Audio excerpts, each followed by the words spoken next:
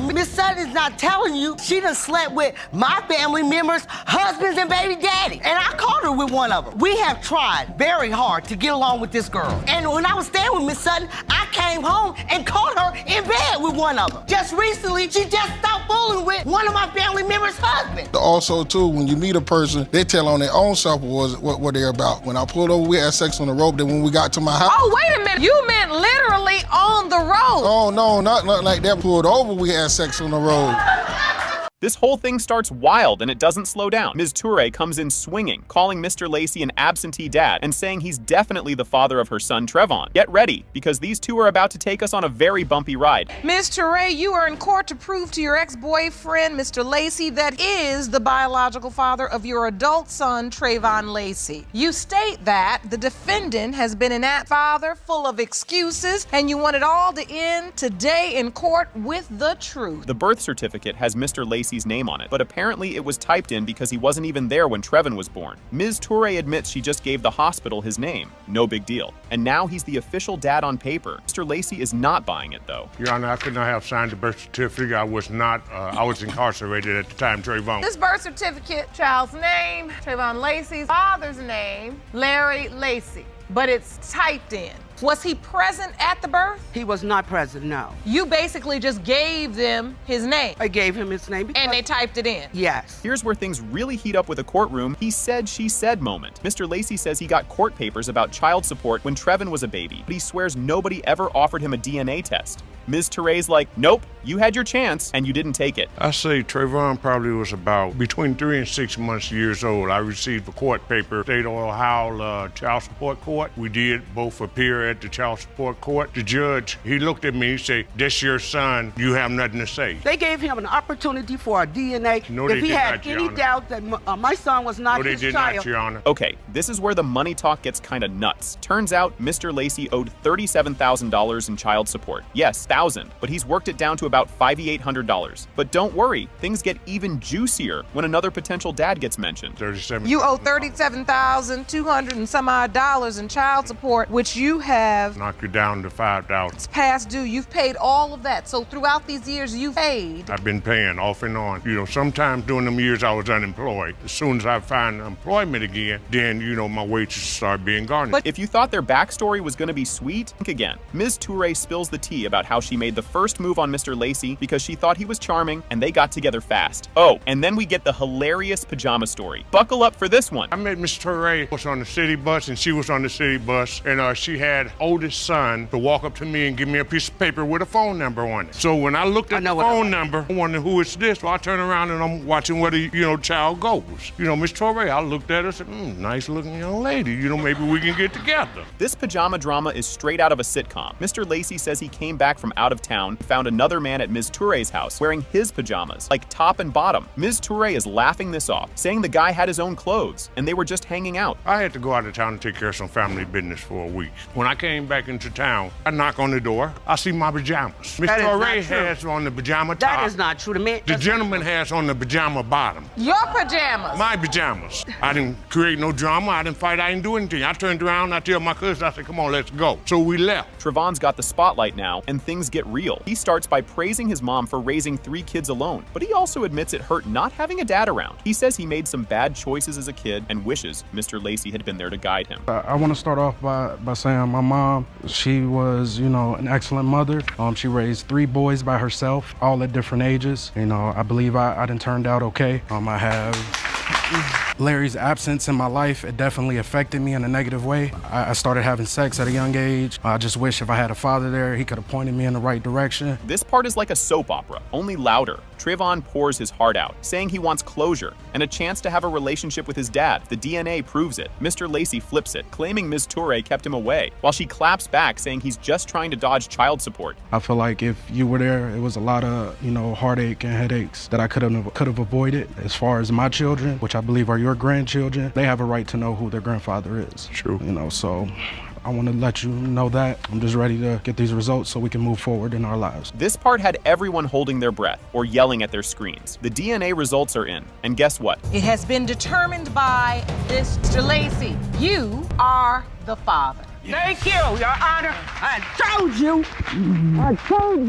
Okay, this is the kind of courtroom drama that makes you grab popcorn and wonder how things got this messy. The case of Sutton v. Smith kicks off with Ms. Sutton saying her ex, Mr. Smith, was living a double life while pretending to be her man. Ms. Sutton, you say you believed you were in an exclusive relationship with Mr. Smith until you got pregnant and discovered he was living a double life. You say the defendant has denied your daughter, Kaylee, and you are in court to prove he is your child's father. Yes, Your Honor. And this part of the case is like a soap opera written by Facebook posts. Ms. Sutton tells the court how she found out about Mr. Smith's other baby mama after she posted her ultrasound picture online. Apparently, the other woman slid into her messages like, "Hey girl, guess what? He's with me." Him and his other baby mama were together when he was supposed to be with me. Like, he was staying with me, and then all of a sudden when I get pregnant, it's an issue. When I post my picture of my ultrasound when I got pregnant with my daughter on Facebook, I tagged him in it, and that's when she messaged me and she told me who she was. When she was pregnant with their daughter, he said he wasn't with her. This is where the finger-pointing Olympics start. Mr. Smith denies ever being in a real relationship with Ms. Sutton, saying they just hooked up a couple of times. First, I've met her through my cousin. You know, we chilled, we kicked it off. First time we had a sexual encounter, we met at my auntie house, we stayed. So after we had sex, I had went out of town to Cleveland, Ohio on a vacation. It was on the 4th of July, and she called my cousin's phone and something like,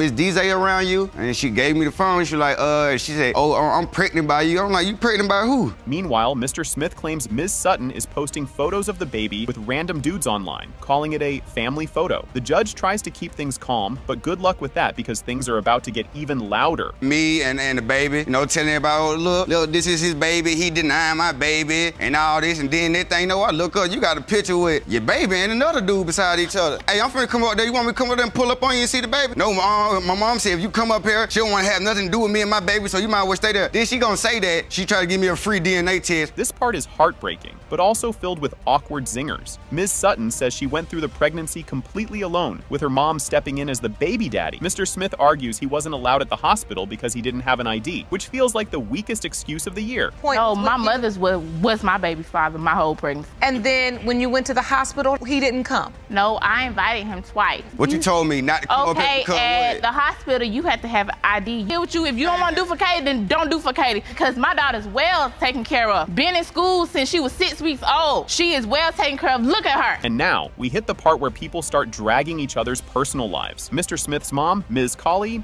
accuses Ms. Sutton of hooking up with half the family, saying she's been with their husbands, baby daddies, and boyfriends. Ms. Sutton fires back, saying that's not true, and even if it was, it's none of their business. Your Honor, Miss Sutton is not telling you she done slept with my family members, husbands, and baby daddy. And I caught her with one of them. We have tried very hard to get along with this girl. And when I was staying with Miss Sutton, I came home and caught her in bed with one of them. Just recently, she just stopped fooling with one of my family members' husbands. If you thought things couldn't get pettier, welcome to the money round. Mr. Smith admits Ms. Sutton gave him money while he was in jail, but says it doesn't mean he owes her anything. The judge rolls her eyes and basically calls him out for taking advantage of her generosity. Every time I got incarcerated, we wasn't never in no boyfriend and girlfriend relationship. Yes, we did have a sexual intercourse with each other. So every time I done went to jail, yes, I done called LaQuay just because she put money on my book, money on my phone. When I get out, she feel like I'm obligated to stay with her. Cause come on, just because you don't spend that money, that's on you. I just don't want you to start a sentence with every time I go to jail.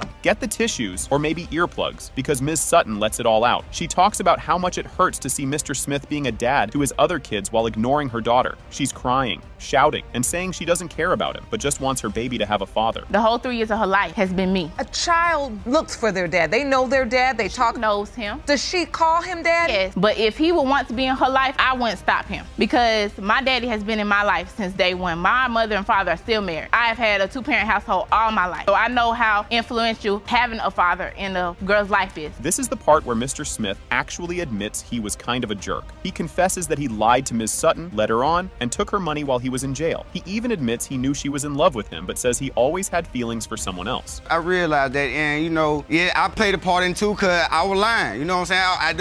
I was dating somebody else, and I was staying with somebody else. You know what I'm saying? Yes, we had sexual intercourse. You know what I'm saying? I don't know. She done caught feeling real deep for me, and she really want me to be with her. But like my heart was always somewhere else, and I ain't never want to try to have my cake and ice cream and eat it too. Okay, this is the moment everyone's been waiting for. The DNA test results are in, and surprise, surprise. It has been determined by this court. Smith, you are the father. Can I see my baby?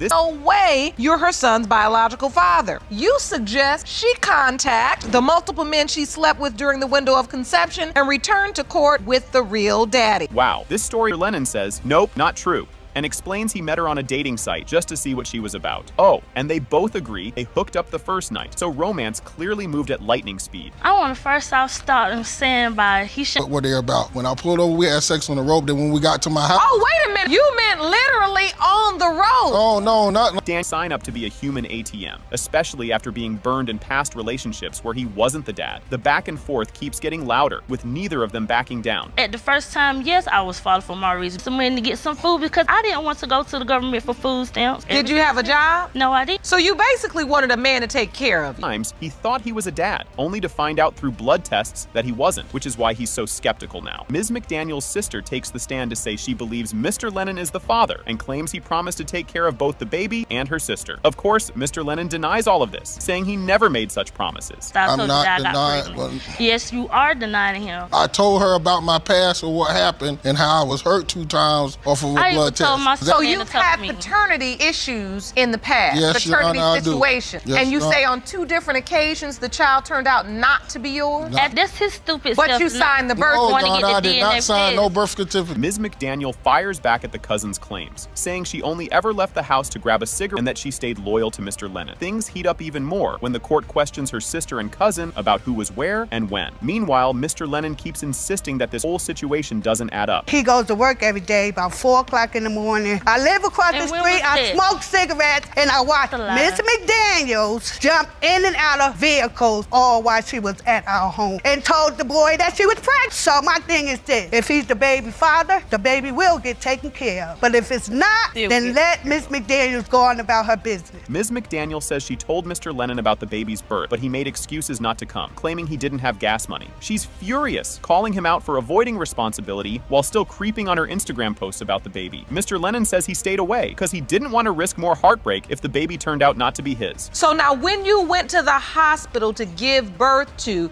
did you tell Mr. Lennon? Was he there? He have an excuse that I don't have no gas to come up. I thought you had a sugar daddy. I don't understand how. Well, by saying you said he don't have no gas money. This one I'm trying to pinpoint is if he have a bank account, why did he have no gas money? So you thought he's just making up excuses not to come to the hospital? The DNA results reveal. It has been determined by this court. Mr. Lennon, you are not the father. That's right. Like I told you. This case starts off wild, and it's like stepping into a soap opera you didn't know you needed. The episode kicks off with Thomas v. Hadley, and Judge Lake gets straight to business. Ms. Thomas claims Mr. Hadley is denying her 7-month-old son Jeremiah while juggling a love triangle. She's asking for a paternity test to settle things once and for all. And trust me, what happens next will have you wondering who's running the messiest household in town. Ms. Thomas, you claim you're involved in a love triangle that has resulted in the defendant denying your 7-month-old son Jeremiah. Yes. You've petitioned the court for a paternity test to prove that he is the father so he can stop living a double life. The drama takes a nosedive into chaos as Mr. Hadley says, "Not my baby, not my problem." He claims his relationship with Ms. Stallworth is falling apart because Ms. Thomas won't stop accusing him. But wait, he also swears he has proof that he's not the father, like some kind of DIY detective. You think the proof is solid? Oh no, this is about to go off the rails. Mr. Hadley, you say your current relationship with Ms. Stallworth is in jeopardy because Ms. Thomas is convinced you are the father of her child. But you say you have hard evidence to prove that you are not biological father. It gets weirder when Ms. Thomas shows the court a photo of Mr. Hadley holding her baby like a proud dad. She says it proves he's all in as a father, but Mr. Hadley's like, nope, she set me up while I was napping. The picture fuels a fiery back and forth that's basically a battle of who can tell the bigger fib. And just when you think this photo drama is done, the story takes another wild turn. Ms. Thomas, you submitted a photo to the court. Yes. That's Mr. Hadley, Jeremiah? Yes. That's you, right, mister? Yeah, but I didn't fall asleep like that. Yes, he did.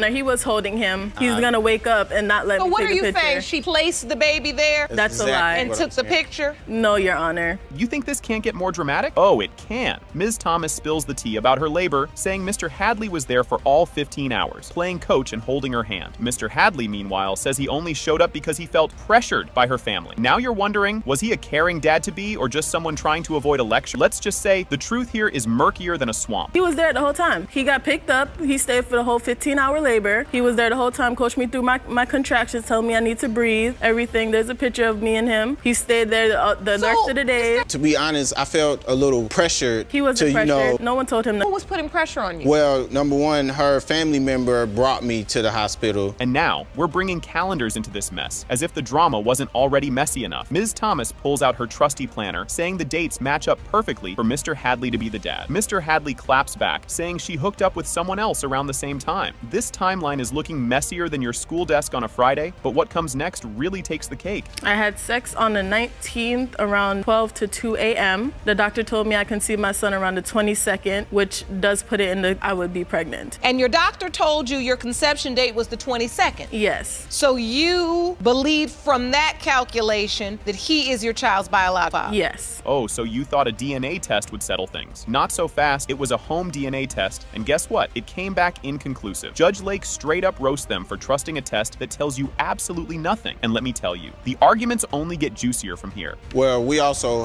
had a home DNA test done, and the results were inconclusive. So are you basing a conclusion off of something that's inconclusive? Yes. Did you bring any evidence of that test? No, I did not. Enter Ms. Stallworth, who jumps into the ring like a wrestler with a grudge. She's got her own mic drop moment, backing Mr. Hadley's claims that he's not Jeremiah's dad. By now, you're just grabbing popcorn because the love triangle isn't just messy, it's straight up tangled spaghetti. Because she was sleeping with somebody else around the same time, and the test that came back inconclusive, gearing towards a relationship, but this is there's no gearing towards a relationship when he's staying with me. He lives with me. This is the longest since I moved. No. Wait a minute, you live with Miss Thomas? He lives with me. He does not. He lives with me. Ms. Stallworth delivers an ultimatum so dramatic it could be in a soap opera. If Mr. Hadley is the father, she's out. Meanwhile, Ms. Thomas drops another bomb, saying Mr. Hadley's been ping-ponging between her and Ms. Stallworth for ages. Oh, but the paternity results are coming, and they're about to flip this circus on its head. If in fact it's determined that he is Miss Thomas's son's biological father. No, Your Honor. You won't. I won't. Relationship you're working towards is on the line. Because if he's the father of her child, you don't want to be in a relationship with him. Mr. Hadley is the father of Miss Thomas's baby. Me and Mr. Hadley would just co-parent with our daughter. Nothing further. Boom! The DNA results are in, and guess what? It has been determined by this court. Mr. Hadley, you are not his father. Oh my God. All right, buckle up because this one's a roller coaster of what is even happening. Mr. Mason is back in court for round 2, and he's still trying to figure out if baby Ace is his. The judge reminds us that last time, he proved he wasn't the dad of Ms. Malone's first kid. Mr. Mason, you previously appeared in court when you proved that the defendant's 1-year-old daughter was not your child. You are now here questioning the paternity of the defendant's 5-month-old son, Ace, which stated you are the father. Here's where things get even weirder. Mr. Mason is out here doubting science like it's some random internet poll. He says there's no way you can figure out who a dad is before the baby's even born, especially with just a swab from the mom. I'm here for the second time, Your Honor, because I feel that Ace is not my child. I feel like that it's impossible to get a DNA for a child that's unborn just from a swab of the mother. I guess that's the only way I'm still acting the way I am toward him. This is where things really take a left turn. Mr. Mason decides to drag Ms. Malone's fiance, Mr. Haynes, into the drama. He's convinced Mr. Haynes is the real dad because Ms. Malone hands Ace to him and says, "Go to your daddy." Ms. Malone claps back, basically saying, well, someone had to step up since you didn't. Every time I held Ace, it's like all he did was just cry, and there was just no connection. That's what a baby does. They cry when they first born. There was just no connection. Even when I look at Ace, I don't see meat. Now he think Mr. Haynes, my fiance, is the dad of Ace. You thought it couldn't get wilder? Wrong. Mr. Mason tells the court Ms. Malone yanked his name off the birth certificate and put Mr. Haynes' name on instead. Ms. Malone says she did it because Mr. Mason wasn't acting like a dad. Ouch. This whole argument is like a soap opera with legal documents. Because if that was the case, Your Honor, when I was in the hospital when she gave birth, she had put my name on the birth certificate. Removed my name off the birth certificate just to put Mr. Reason Haynes' of that name being on is the birth certificate. She took your name off the birth certificate? Yes, Your Honor. Ace's same day after I left out of the hospital, after she had already put my name on the birth. Your Honor. Grab some tissues because Ms. Malone goes full emotional here. She cries as she talks about how Mr. Mason keeps dragging up their messy past and ignoring Ace. She's like, dude, I admitted my mistakes. Why can't you just focus on being a dad? The judge tries to keep things moving, but you can feel the tension in the room. And why does it upset you so much? He's still dwelling on the past. I know what I did. I confessed up to that. I owned up to it.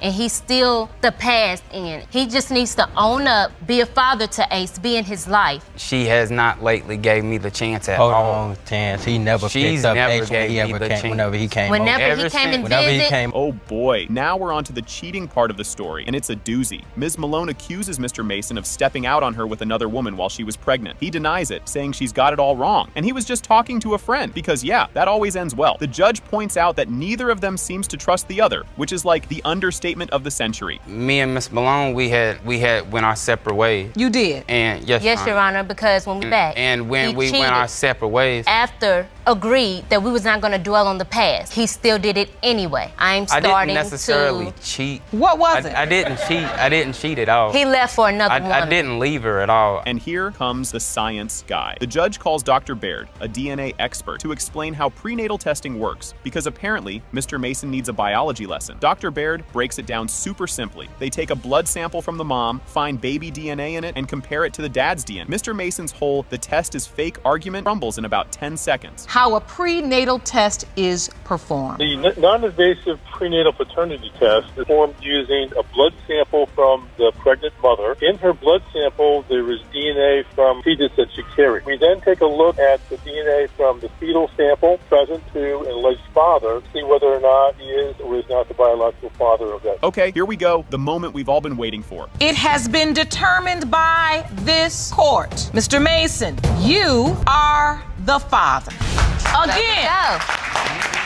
Your Honor, my sister passed away, and instead of this man right here taking care of me, he started to fight and left. He wasn't there. The other man is the one who was texting my phone saying, "Are you okay?" Why was he texting your phone? How you have your phone number? Why weren't you taking care of me? We was arguing all the time through that time. Exactly. I traveled to Los Angeles back in '81, and I ran into a relative. This individual told me that their relative had my son. I got the information and I called Mrs. Lewis. Do we need to talk about something? And she said, no. I said, what about your son?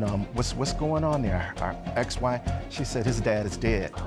Oh boy, this case starts off wild and only gets messier. Judge Lake introduces the case, where Mr. Scales claims Ms. Williams, the girl he's called his daughter her whole life, might not even be his because her mom cheated on him. And just like that, the courtroom is ready to explode with drama. Ms. Williams, 5 years ago, the defendant, who you believed was your father, revealed a shocking family secret, that your mother cheated, and you are not his daughter. You and your sister are in court to prove him wrong. Things get super awkward when Mr. Scales spills his story about the night he says Ms. Williams' mom cheated on him. He remembers waking up at 2 a.m. during an away game in 1983 and realizing she wasn't in their hotel room. It's already messy, but now everyone's waiting to see how this story unravels. In 1983, we had an away game in Pensacola, and I took Miss Williams with me. We checked into a hotel. I went to bed early because I worked that day, and it was a Friday. So about 2 o'clock in the morning, I wake up, and Miss Williams is no longer in the room. I can't say exactly how long, but I know it was at least an hour or two. Now, Ms. Williams drops a bomb of her own when she talks about how she didn't find out her dad doubted her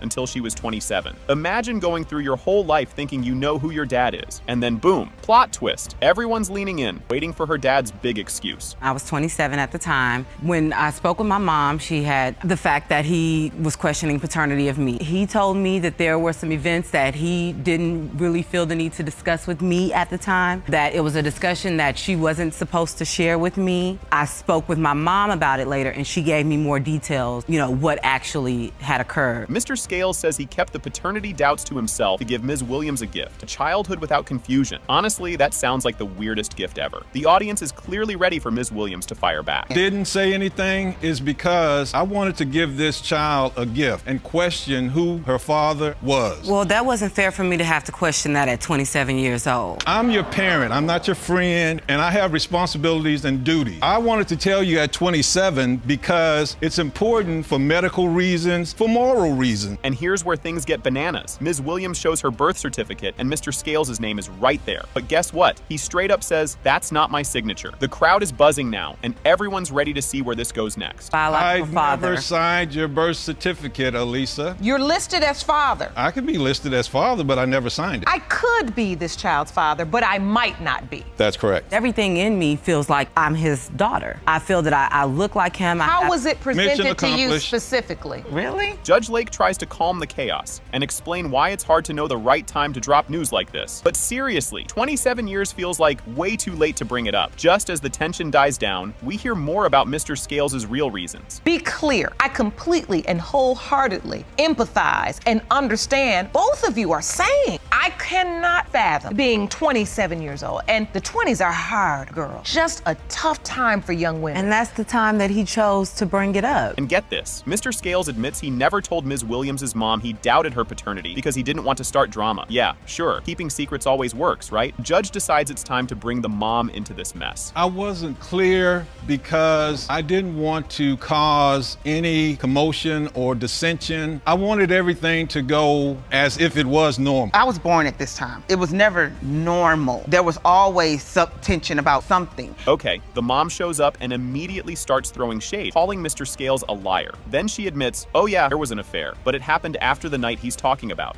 This feels like a soap opera, but we're all waiting for the next bombshell about Ms. Williams' sister, Tonga. It's no reason at all, Your Honor. If he was gonna doubt a child, he should doubt Tonja. I had the affair with the person in question when I met I rest the my person case, Your Honor. in question. I didn't even have any kids from him. This night in question, you did leave the room. I did leave. And you did have an affair. I didn't have relations. Plot twist. Ms. Williams' mom confirms Mr. Scales isn't listed on Tonga's birth certificate, which raises even more eyebrows. By now, everyone's questioning everything, and the suspense is building for the DNA test. You didn't sign my birth certificate, or is that why He never signed the birth certificate. I did put him on a lease. He listed on Tonja's birth certificate. He's not. He is not. Mr. Scales is not listed as father on her birth certificate. Why not? Now, she was born first. It's go time, folks. The DNA test comes back. And guess what? It has been determined by this court. Scales, you are her father.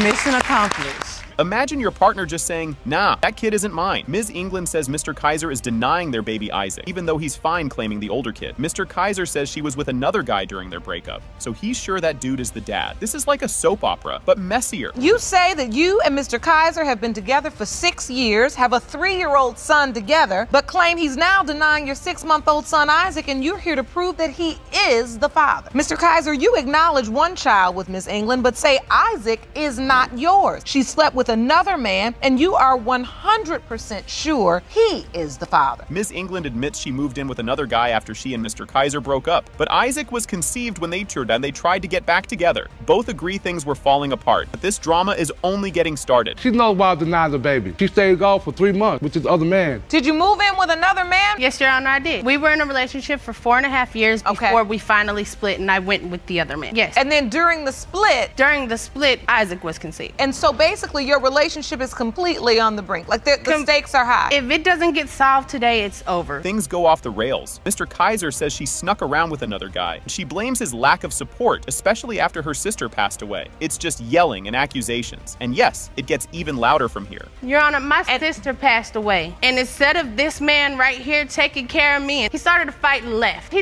wasn't there. The other man is the one who was texting my phone saying, are you okay? Why was he texting your phone? How you have your phone number? Why weren't you taking care of me? We was arguing all the time through that time. Exactly. So there obviously was a breakdown in the relationship. Right. Yes. They pull out a calendar. Ms. England says she was only with Mr. Kaiser during the conception window. She gives exact dates, but Mr. Kaiser's not buying it. Spoiler alert, this doesn't clear anything up. Science class is about to begin. Your Honor, on the 25th of March is the last time I had been sexual with the other man. On the 28th, me and Mr. Kaiser, we got back together. We had unprotected sex on the 28th, the 29th, 30th, the 31st, and the 1st, and my conception date is the 30th of March. I had sex with the other man before the conception window. Now it's about tongue ties and babies born with teeth. Ms. England says those traits run in Mr. Kaiser's family, but he's like, teeth? Really? But wait, here comes a doctor to sort this all out. That baby's also tongue-tied, genetic trait. That baby looks like our 3-year-old child. And you're referring to a medical condition? Yes, ma'am. She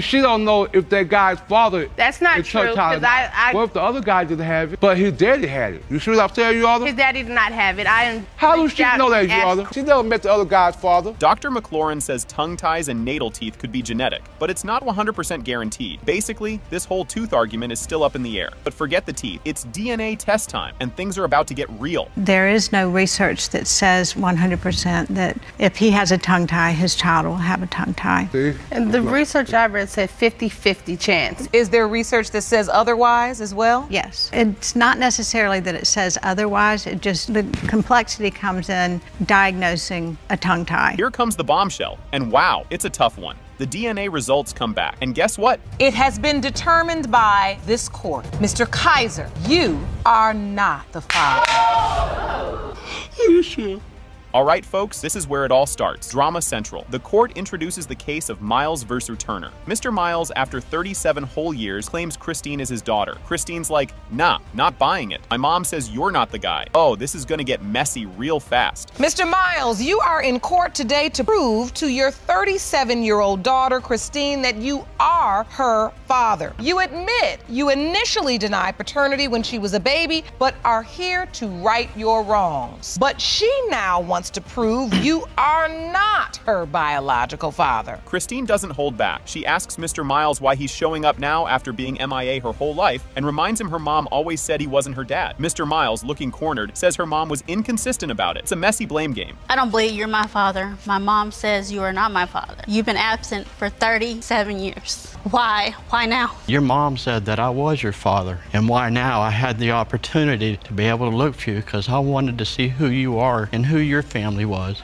It took you 37 years to do that? All of this started, I was young and I was stupid. Mr. Miles shares his backstory. He found out about Christine when the court told him he was a dad. He admits he initially denied she was his, but now wants to make it right. Christine looks unimpressed, thinking it's way too late for that. A few months later, I'm in court. I didn't even know she was pregnant. I didn't even know she had a baby until I got summons to go to court. Are you the father? And at that time, your mom was not just sleeping with me, she was with other guys. They asked your mom, and she said, yeah, he's the father. In about 15 minutes of a court session, I was named the father. At the time, I didn't believe it. Christine opens up about her tough childhood without a dad, trouble at school, foster care, everything. She's strong now, but asks Mr. Miles why he's here. His answer isn't very convincing. I was really bad as a student. I got in a lot of trouble. I went to foster care 4 years. I went through lots of therapy to forget all this, and I'm back today.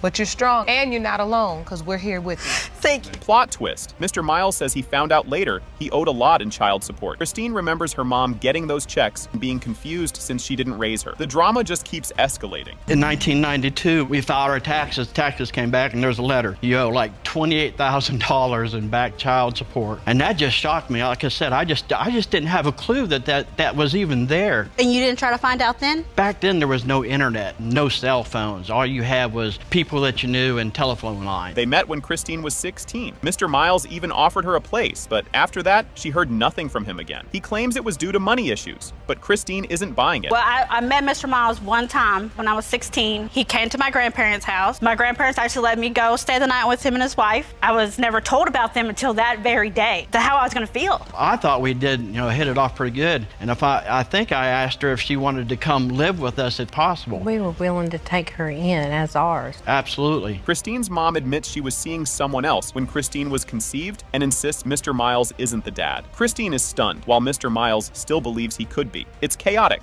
and Christine wants answers. I met Rick at a bar and our relationship was not too serious and short term. Shortly after Rick and I split, I started seeing another man and I became pregnant soon after. Time I conceived Christine. She had to be conceived around May 1979. I wasn't with Rick. All right, the moment of truth is here and it's intense. The DNA results are in, and guess what? It has been determined by this court. Jamile, you are not the father. I'm very sorry.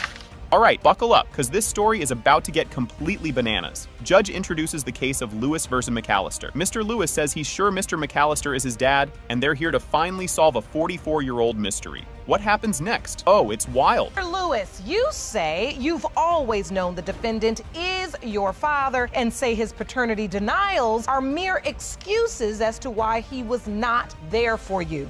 You hope today's results put an end to this 44-year-old mystery. Seriously, this story is already giving soap opera vibes. Mr. McAllister says he's got his doubts because he's heard so many different stories about who the dad is, and he really wants to know the truth today. Next up, let's dig into the backstory of these two. Mr. McAllister, you claim that years of doubt have given you reason to believe that you are not father, but you may know who is. You are ready to prove your case today. Imagine being told who your dad is after years of not knowing? Yeah, it's that kind of emotional roller coaster. Mr. Lewis explains how his mom gave him a picture of Mr. McAllister and told him he was his father, but this only happened way later in life. And trust me, Mr. McAllister's side of things is even more of a head scratcher. Well, my mom, it was because the type of woman she was, she didn't want to allow the turmoil from that, a fear, interfere with my life. But as a woman, we had to move on. She let me know who he was as a father. She had a picture of him, you know. So was this some defining moment in your life when your mother said to you, I want to tell you who your father was, or was this always just... No, it was clear, yeah, when I found out, yeah. Okay, now this is where things get really messy. Mr. McAllister says he heard all kinds of stories, like 4 different versions, about who the dad was, including one where the guy was dead. Spoiler, the drama is just warming up. I traveled to Los Angeles back in '81, and I ran into a relative. This individual told me that their relative had my son. I got the information and I called Mrs. Lewis. Do we need to talk about something? And she said, no. I said, what about your son? What's going on there? Our XY? She said, his dad is dead. This part sounds like a game of telephone gone wrong. Mr. McAllister shares how he heard rumors that the father might be his cousin Michael, or some random guy, or someone else entirely. It's basically a paternity whodunit. But hang on, here's the kicker. Mr. Lewis's middle name is Michael. Yep. I also heard that it could have been my first cousin, Michael. And unfortunately, a family member told me there was someone from the location, the city that I stayed in. I also heard from the mom that he died. So those are 4 different versions. So as I said, before I leave here, I just felt just important that I know for sure. The middle name twist is just chef's kiss level drama. Judge Lake points out how Mr. Lewis's middle name matches Mr. McAllister's cousin's name, adding another layer to this chaotic puzzle. Trust me, the next part will have you questioning everything. I see that Mr. Lewis's full name is Jermaine Michael Lewis. I never even looked at that like that. And Michael is your cousin's first name. That is correct. Have you ever heard anything about Mr. McAllister's cousin or your mother potentially having a relationship with him? Never. Growing up in South Central LA is already a tough gig, but this story takes it to another level. Mr. Lewis shares how he leaned on football to avoid gangs, thanks to his mom's protection. But wait, what's next? Let's talk about why his mom may have told him his dad was dead. What was life like? Tough, you know. I mean, growing up, I gravitated to football because there were opportunities to get into gangs being in South Central Los Angeles. My mother, she protected me because when she told him, and I'm not sure if she did say that, but I can see my mother, if she did say he was dead, it was to protect me because we had already moved. Mr. McAllister suddenly popping back into Mr. Lewis's life is the definition of awkward timing. He says he tried to reconnect when Mr. Lewis was 16, even though he wasn't sure he was the dad. Mr. Lewis's reaction? Oh, it's a mix of, okay, and seriously, dude? When I finally found out about that there was a possibility here, I reached out to him and I told him I was gonna be coming to Los Angeles and I would like to meet him. Me and my ex-wife was going on vacation. And How old was Jermaine then? He was 16 at the time. And we met and everything. And, you know, I just wanted to get to know him. I wanted him to get to know me. The timing of Mr. McAllister's reappearance is, let's say, super convenient. Mr. Lewis was doing great in football and had scholarships lined up. So he felt like Mr. McAllister only showed up because of his success. The next bit dives into what it was like when Mr. McAllister tried to patch things up. It was bittersweet because I totally felt that he came around because things in my life were good. You know, me playing football, I had some scholarship offers. So that's why things to me kind of seem fishy. Like all of a sudden, now that you see you have a son and he's doing well, now you're picking up the phone. Because like I say, where we're from, tough for us not to know who because it's such a small community. If you thought things couldn't get more awkward, think again. Mr. McAllister's daughter, Domenica, steps in to say she believes Mr. Lewis is her brother and recalls how her dad introduced him as family when she was little. What happens next? Oh, just more head-scratching decisions by Mr. McAllister. I was very young. Mr. Lewis was in town visiting, and I remember my father telling me that it was a cousin that was visiting initially. Later, after Mr. Lewis left and went back to LA, my father sat me down and told me that that was my brother, and he wanted to know how I felt about having an older brother. Years of rumors, confusion, and doubts are about to come to an end. Finally, Judge Lake sums up the mess of conflicting stories that have plagued this case for 44 years. Next up, the DNA results, and trust me, they're worth the wait. It has been determined by this court. Mr. McAllister, you are the father. Wow, right off the bat, you know this is going to be a wild ride. The case of Walker versus DeVost kicks off with Mr. Walker claiming he's the dad of baby Kaimani. Ms. DeVost, though, casually drops the bomb that he's not. Oh, and she also admits she let him believe this for a whole year. Buckle up, because this mess is just getting started, and the drama is about to go full speed. Mr. Walker, you claim the defendant led you to believe you fathered her son, Kamani, for an entire year, but just 6 months ago told you are not father and refuses to let you see him. You are here to prove that Kamani is your biological son. Mr. Walker and Ms. DeVost met in foster care and got close, but weren't officially dating. She told him he was the dad, but there was another guy, and just like that, chaos begins. We met when we was in foster care. We was like this group home setting for older youth to live on their own independently. We met there, we became friends, and then I came back. Somehow we got back in contact. I was like over his house every day. It was like a getaway. We wasn't in a relationship, but it was a situation like we was together. Ms. DeVost admits to being with someone else when Kaimani was conceived. Mr. Walker had no idea, even though he was working 2 jobs to prepare for the baby. The mess just keeps piling up. When I find out that she's pregnant, I really just start to prepare myself mentally, and I also was just looking for work. I had 2 jobs at the time. I was just really trying to just prepare myself for everything. I know what it means to have a child. I didn't really have a dad growing up, and I grew up in the system, and I don't know. I like babies. Mr. Walker thought he was starting a family, signing the birth certificate and giving his all. Ms. DeVost, meanwhile, kept her doubts because she feared being alone. And what she admits next, even more shocking. I actually have the birth certificate that I signed when he was first born. I'd like to see that. And so you were there. Yes, she told you it was your child, and you lived up to what you were supposed to do. This is the birth certificate for Kamani Dominique DeVost Walker. He has your last name, and you are listed as father, willingly and voluntarily. Yes, Your Honor. Ms. DeVost admits she felt bad for lying, but let Mr. Walker stay because he was doing all the right things. The judge is unimpressed, giving her a side eye, and somehow it gets even wilder. I didn't want to hurt him. Like, I already felt like I regret letting him go through with it, because when I looked at my son, after I got through my surgery and everything, I thought he seen my son before I did. Can't turn back now, not to tell him that he's not the father. He been there the whole pregnancy, he was there, so I'm like, it's too late, it felt. Mr. Walker shows text where Ms. DeVost tells him he's not the dad, even saying, you ruined your own life. The judge calls her out, and then things get even messier when the other guy is mentioned. So it says, you say you kicked me out with damn near no place to go. You wasn't thinking about our son or anything. He's not your son. So as long as I'm on the birth certificate, I'm not going anywhere. You ruined my whole life. You're not his father. You ruined your own life. You cold-blooded. Ms. DeVost says the baby looks like the other guy, who sometimes FaceTimes but isn't around. Mr. Walker sits there crushed, and the DNA results are coming up next. Buckle up for the final twist. Did you ever do a paternity test with the other man? No. So how are you certain he's the child's biological father? He looks just like him. They got family members that look identical too, so. You still allowed Mr. Walker to believe for the first 8 months of Kamani's life he was the child's biological father? Yes. And here's the moment that leaves everyone's jaw on the floor. It has been determined by this court. Mr. Walker, you are not the father. I'm sorry.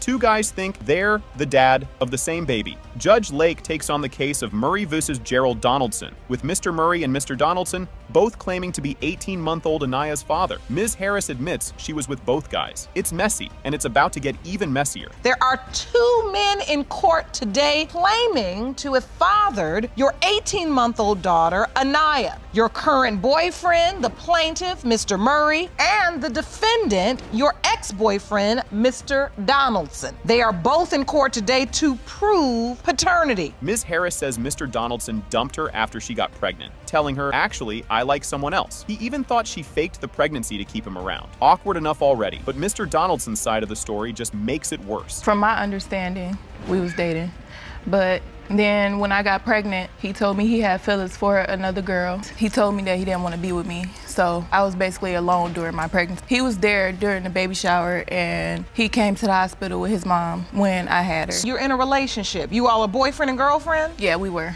Mr. Donaldson didn't believe her, so he brought over a pregnancy test like it was a science experiment. He didn't believe it until her belly grew, and he eventually showed up at the hospital. Just as he seems to be stepping up, his mom has her own version of events. How long did this relationship last between you and Mr. Donaldson? It was like a couple months. It wasn't that long. At some point, he did accept that the baby was his? He had to when he seen that my belly was big. Because you said at first he didn't even believe it, so then when your stomach started growing. No, he brought me a pregnancy test. So you brought her a pregnancy test and said, prove it. Mr. Donaldson's mom, Ms. Gerald, didn't find out about the pregnancy until 5 months in. She accepted her son as the dad, but family whispers started saying the baby looked like Mr. Murray instead. And just as things heat up, Mr. Murray brings his own twist to the story. I did not find out about it until she was about 5 months, maybe. When he told me about it, I accepted that he was. That's what Chastity stated, that he was the dad. At what point, Mr. Donaldson, did you say, Mom, I have something I have to tell you? I didn't even tell her, honestly. I told my father, and my father told her. Mr. Murray found out he might be the dad because Mr. Donaldson randomly DM'd him on Facebook. Turns out Mr. Murray and Ms. Harris had a fling, and they can't agree on whether they used protection. It's a soap opera with more receipts and a messier timeline. Why do you believe you could be the biological father of this child? One day I was on Facebook and I got a message with Jalen. He told me that the baby could possibly be mine. Telling you that the baby could possibly be yours? Yeah, I need to get a DNA test. You sent him that message, Mr. Donaldson? I'm not gonna say yes, I'm not gonna say no. I don't recall.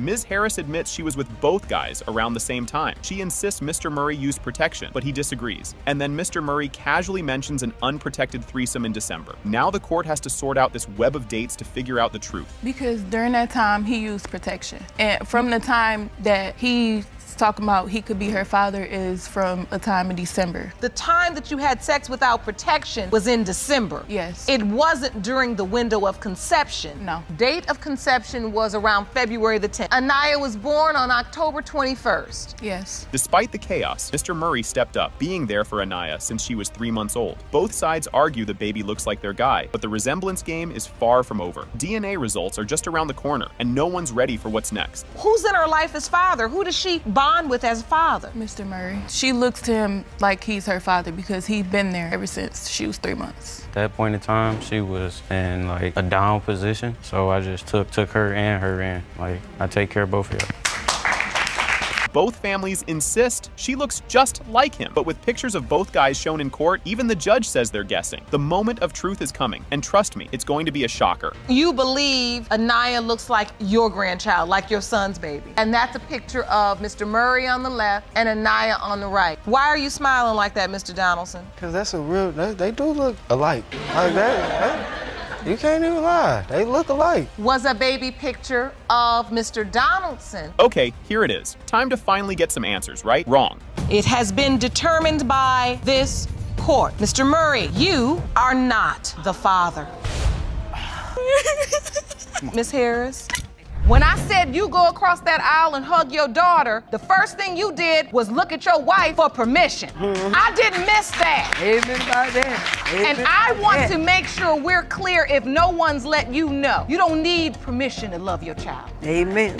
So I didn't want my son to grow up and not know who his father is. Yes, I admit to my wrong. I was wrong for messing with 2 guys at the same time. But I'm here today to try to prove to him that that is his son. You know what I'm saying? And it hurt me because my son asks about him every day. This is already sounding like it's going to be a crazy ride. The court session starts, and Judge Lake jumps right into it, addressing everyone. Things are just getting warmed up, and you won't believe what comes next. Ms. Jackson, you've dragged your ex-boyfriend to court to prove he fathered your 26-year-old daughter, Tanika. You claim he's denied her since birth because you were caught in a love triangle with him and his wife. It's about to get real messy. Ms. Jackson says Mr. Brown owes her a whopping $2,624 in child support. Sparks are already flying, and this is just the start. Stay tuned for more shouting. 1 week ago, you reopened your child support case in which you state Mr. Brown owes you $20,624.08. Yes, Your Honor. Mr. Brown, you and your wife claim you can't be the father because you were on the road for 3 months during the time of conception. That's true, Your Honor. You've basically taken care of your daughter alone. Yes. Oh, here we go. Ms. Jackson says she met Mr. Brown at a club where he told her Drusilla was just a friend. Later that night, they end up at an apartment. And who barges in? You guessed it, Drusilla. Ms. Jackson had no clue this was going to be drama central, and you'll never believe what's coming up. I met him at the club, and we started talking, we started dancing. He told me he'll be back. When he left with his wife, Miss Brown, I asked him who she was. He told me if she was just a friend. So he came back to the club, and then we went to the apartment. We was in the back of the room. She came in the door. She said, come on out, let me talk to you. I didn't know that he was dating her because he told me they had broke up. Drusilla is not letting this go. She catches Mr. Brown and Ms. Jackson together again, this time in a club bathroom. Drusilla let Ms. Jackson go, kept her eyes on her man, and just when you think it can't get any crazier, it totally does. He wasn't in the club. I said, well, there was one place because his car was still outside. So I knocked on the door of the bathroom. I said, Dwight, I know you're in there. I said, open this door. He cracked it a little bit. So when I pushed it open, she in there, done him in the bathroom. But I told her, I said, you can go. So you find him in the club in the bathroom? Yes, ma'am. Okay, this part is like something out of a sitcom.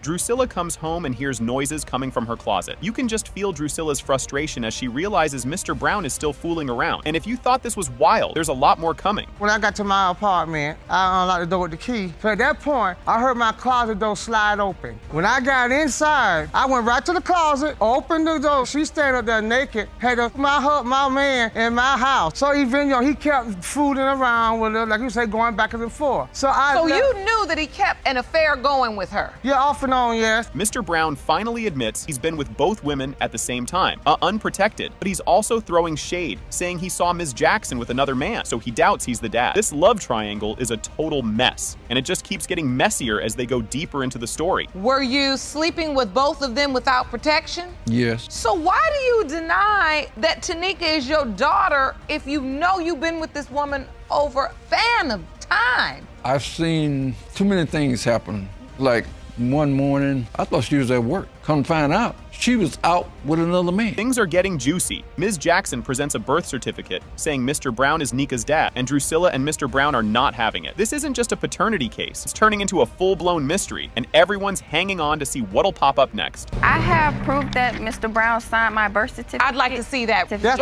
a birth certificate. That's a fake, Your Honor. That is a fraud. Her mama been lying to her. So wait, on this birth certificate, it does say Dwight Stanley Brown. He named me and he spelled the name. He was with me during the time that birth certificate. And named me. Now, I do not see a signature on this birth certificate, because he did not sign it. Drusilla is spilling more tea. She says she tried for years to get Ms. Jackson to agree to a DNA test, but Ms. Jackson always dodged it. It's a total blame game, and Drusilla's got receipts, so you know it's about to get even spicier. She don't ever keep calling me. That's an insult about DNA testing. Every time we ask for something. Same thing in 1992. Okay, then we went to Ms. Jackson again. Went up to the lab again to get a DNA testing. I paid my money. My husband didn't pay child support. I did. I took care of her. That's true. This story is so dramatic. Judge Lake points out the irony in Drusilla's complaints, saying, it's the same lady in your closet. Drusilla tries to act like the problem is solved, but Judge Lake reminds her they're here to see if Mr. Brown is really Tanika's dad. Hold on tight because the moment of truth is about to drop. It's the same lady that's in your closet, same lady that's behind the bathroom door. Yeah.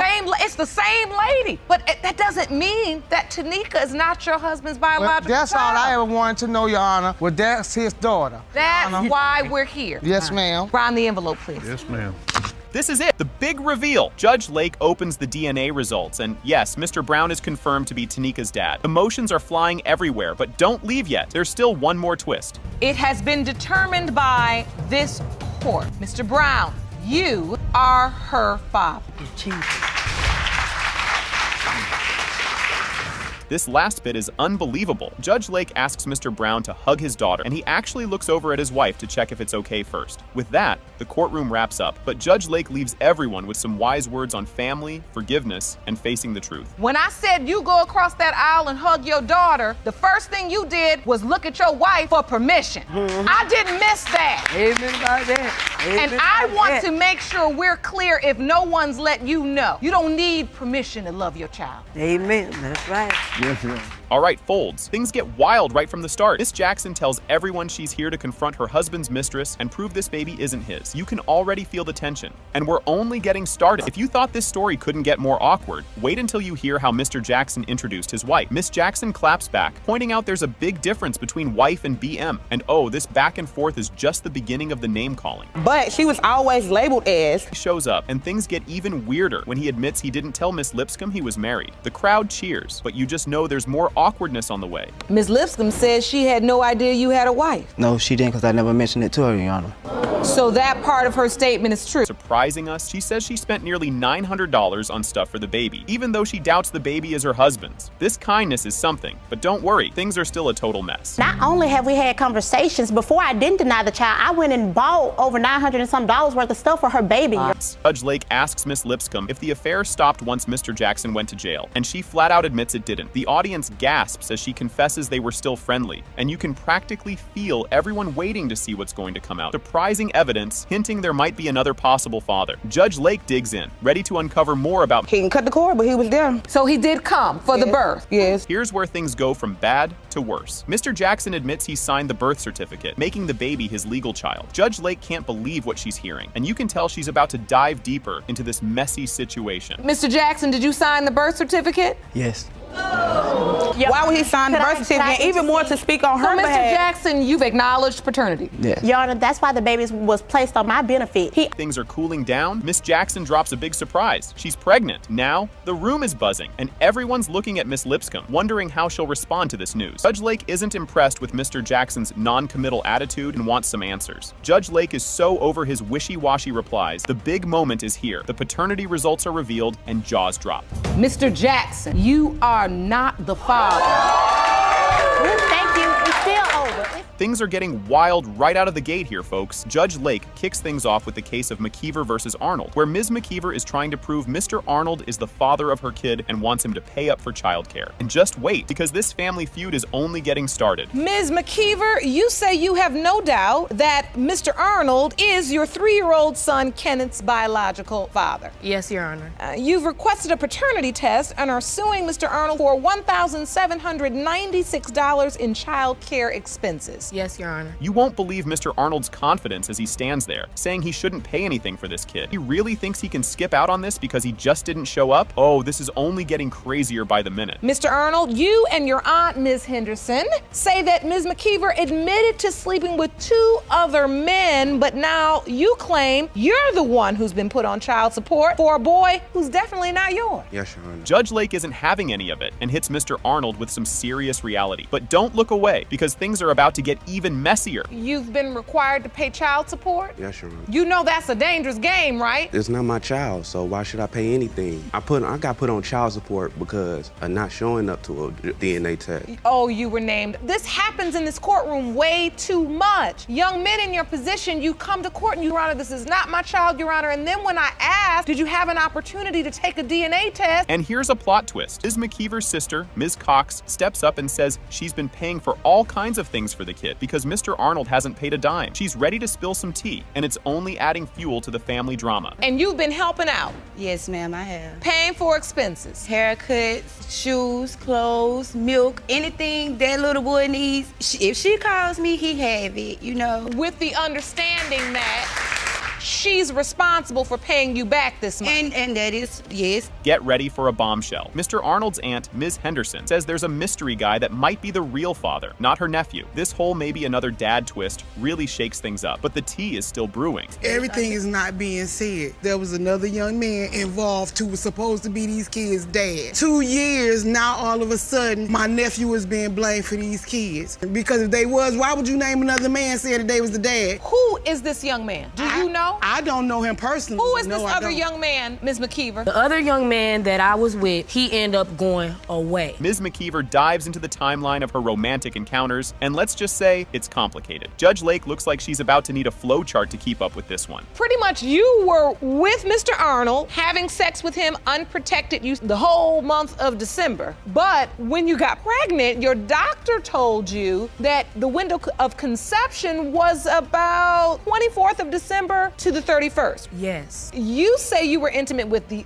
other guy December 26th. December 26th. And now for a plot twist straight out of a soap opera. Ms. McKeever reveals that she already did a DNA test with this other guy, and it came back negative, so he's not the dad. No DNA evidence? This drama isn't done just yet. The other guy that I was intimate with, he decided to get the DNA test. It was not my decision, it was his. I had a DNA test done, and the DNA test came back. It said 0%. So what I did was... Do you have any evidence of that test? No, I don't have the she evidence don't. with me. And she wouldn't let us get a copy, and she wouldn't let us take a picture of it so we could have some evidence. Things get real emotional as Ms. McKeever explains her past, revealing she grew up without a father and doesn't want that for her son. She's pouring her heart out, and Judge Lake listens carefully, ready to bring everyone back to the main point. I had no father at all. So I didn't want my son to grow up and not know who his father is. So it hurt me a lot for his family to sit up here and try to make me out as a bad person. Yes, I admit to my wrong. I was wrong for messing with two guys at the same time. But I'm here today to try to prove to him that that is his son. You know what I'm saying? And it hurt me because my son asks about him every day. Judge Lake delivers a serious pep talk to Mr. Arnold, telling him he needs to take responsibility and make his own choices. The clock is ticking, and it's clear Mr. Arnold needs to get it together before it's too late. So now you're here. Even if it's determined that you're not this child's biological father today, that does not change the legal issue you're faced with, is that you have been named this child's father by default for failure to show up. And then go from there, and there's no guarantee. Do you understand this? Yes, Your Honor. Here we go, the big moment everyone's been waiting for.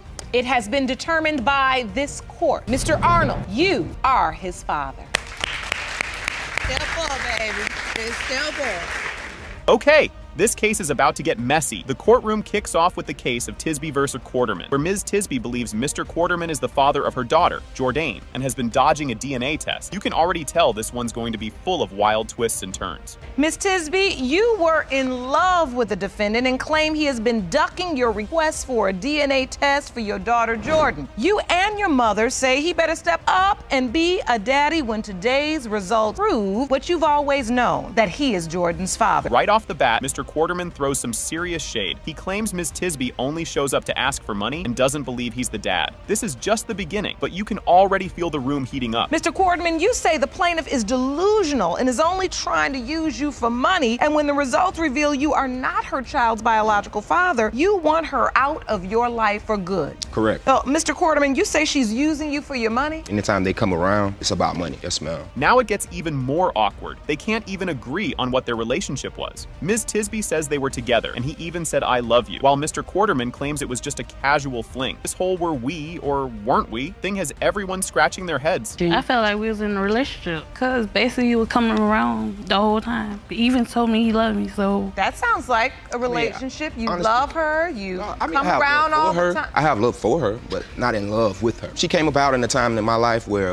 you know what I'm saying, I was kind of down and out, and me and her both was helping each other. The baby situation came about, you know, and I told her from the beginning, since it was another guy. And then, boom! Ms. Tisby's mom takes the stand and makes things way more dramatic. Just when you think it's all cleared up, a new twist jumps in. No. So wait a minute, you'd pick him up and bring him over to your house? I bring it to him. We stayed next door to each other. We had a two-stair house. She stayed on one side of the house, and I had my own house. Basically, at night, he creep at night, and sometimes I seen him sometime in the daytime, but he basically was staying there at night. Things get real emotional as Ms. Tisby talks about Jordan's birth and some truly heartbreaking stuff. Emotions are running high, and it's clear this story has layers on top of layers. When Jordan was born, Mr. Quarterman was there or not there? No, he wasn't. When I was pregnant, I told him everything. He came when I was pregnant, holding my stomach and everything, doing all that. But now she's not yours. Tell me about the birth. On the 16th of April, I had her. On the 17th, they told me to come in the hospital because my little girl passed away.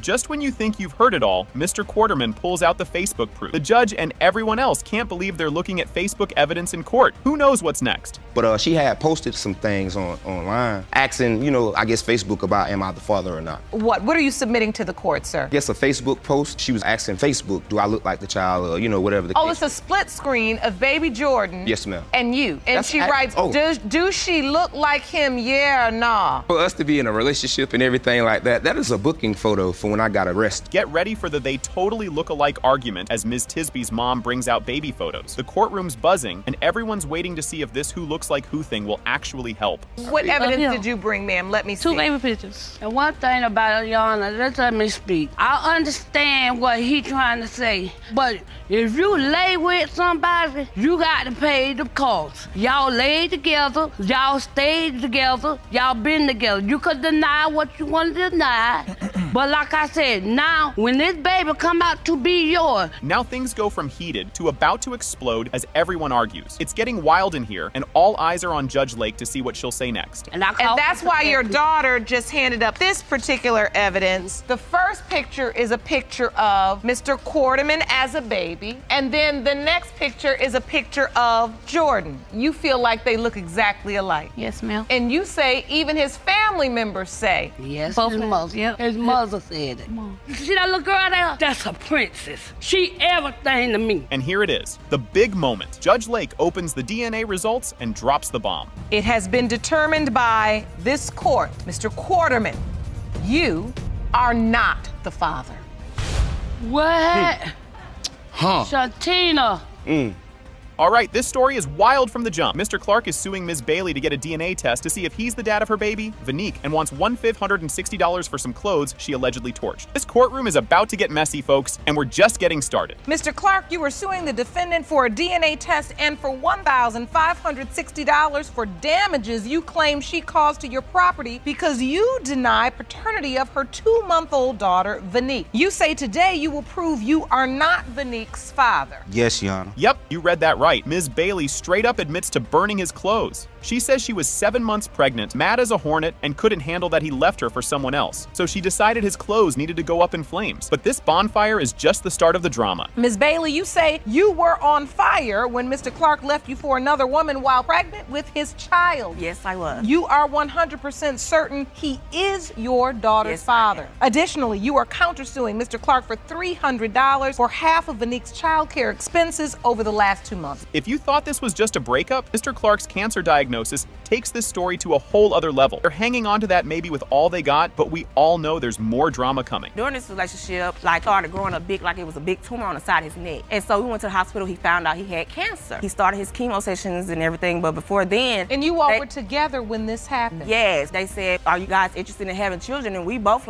no. And they was like, well, there's an 80% chance that he can't have children during his chemo. So you know I can't have kids. But there's still that 20% that he can. Mr. Clark's doubts just keep getting louder, thanks to both science and his new girlfriend whispering in his ear. Oh, the plot thickens, and he's definitely not done talking. Your doubt stems from the fact that as you're undergoing chemotherapy, you've been informed by your doc that this would affect your ability, possibly. Yes. And that's why they suggested to you freeze some of your sperm, because they knew that there was a chance that this treatment could affect your chances of having children. Yes, ma'am. You proceeded with your treatment. Here comes the science. They even brought in a doctor to clear things up, and things got even more confusing. Looks like the science talk didn't help, and now everyone's looking around like, what now? It depends on the type of chemo, the dose, the age of the patient. However, if you ask for general statistics, it is about 77%. How old were you at the time you were receiving the treatment, Mr. Clark? I started receiving treatments at the age of 26. Well, as you can see, Ms. Bailey is focused on that 20% chance. Unfortunately, it only takes 1 sperm. Ms. Bailey gets super emotional here, hoping Vanique can have a dad, especially since she grew up without one herself. It's a tear-jerker moment, but we all know Mr. Clark still got doubts, and it's about to get real again. Brings you to tears when you see your baby? Yes.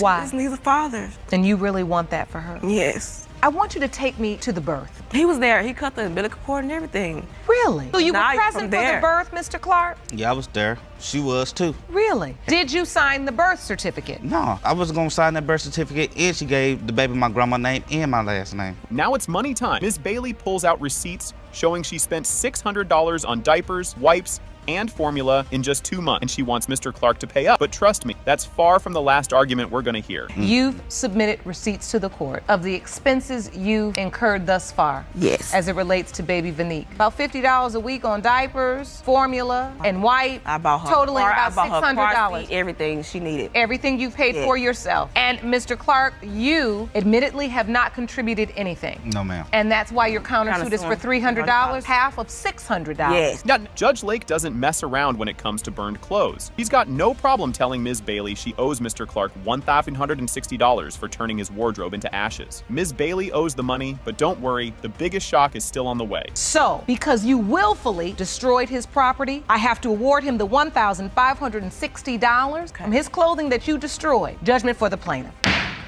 Moving forward, I think we're ready for the results. Burn no clothes no more. You all done? Yes. A lot of unfinished business here. I hope you taking note, Miss Hudson. You quiet over there. Just poke, both of you, back and forth. You can't even get the result. Here comes the moment we've all been waiting for. DNA results are in, and it's a jaw-dropper. It has been determined by this court. Mr. Clark, you are not the father. I wanted him to be the father. I wanted him to be there. All right, folks, you won't believe what's about to go down in this courtroom. Judge Lake starts things off, introducing the case of Martin v. Pinner. Ms. Martin admits she made a big-time mistake around the time she got pregnant with her daughter, Royal Blue. Things are just heating up, and it's only the beginning. Ms. Martin, you admit to making a huge mistake around the time you conceived your daughter, Royal Blue. You claim that one moment of weakness will cost you your fiancé if you cannot prove today that he fathered your child. This relationship sounds like it's hanging by a thread. Ms. Martin shares that things are so bad that Mr. Pinner has moved out of the bedroom and now lives in the living room. The tension between these two is wild, and you can just tell there's more drama on the way. Well, at this point, me and Romeo have no relationship because of the paternity of our daughter. I made one mistake back in the past that he knew about, and now he's claiming that he knows nothing about it. The relationship is in turmoil. Yes, he completely moved out of the bedroom. Like, he lives in my living room. Oh, and here's where Mr. Pinner's side of the story kicks in. And trust me, it's not pretty. His trust issues are real, and this whole thing is starting to sound like a soap opera. She says that she let me know right away, but it was a month later after she found out that she was pregnant. No, that's true. You know, when you feel like that, why would I fake it and just, be laying in the bed with somebody that's already lied to me, then I'd be dishonest to the relationship. But you were laying in there before. You were dishonest with me in the beginning, and you're dishonest with me now. The reason why I'm not sleeping in the bedroom is because I'm not sure if Royal is mine or not. Now, Ms. Martin tries to explain her side, and it's, well, messy. Their stories do not match up, and the arguments are getting louder. I'm going to tell her about the mistake. At the point in time, Romeo was doing him, as we say, partying, not coming home. I completely moved to Wisconsin with him. I even said, if I come up here for you, I'm about you, we're gonna do our family thing. And when I got up there, it went totally left. He left me in the home by myself. It'd be days at a time before I saw Romeo. Just when you think you've got the story straight, Mr. Pinner drops his version of the truth, and it's totally different. These two can't agree on anything, and it's all going off the rails. So it's your testimony, Mr. Pinner, that she didn't tell you the day after the party. She told you 1 month after she was already pregnant. Exactly, Your Honor. She said, well, I have something to tell you. When I had that party, I woke up the next morning. I'm pretty sure I had sex, but I don't know who it is. Like I said, that's very irresponsible. To this day, I don't even know the person's I didn't name, wait a month. who it was, I told you the next day. I I was honest from the jump. So, Ms. Martin? Hold on, because now they're bringing up all their issues from way back. Mr. Pinner claims Ms. Martin changed after having their first child, started partying more. Judge Lake points out they've both been playing the blame game, and it's seriously messy. Like, how do these two even live together? After she had our oldest daughter, she changed completely. I guess she felt like she missed something. She started to go out partying, kicking it,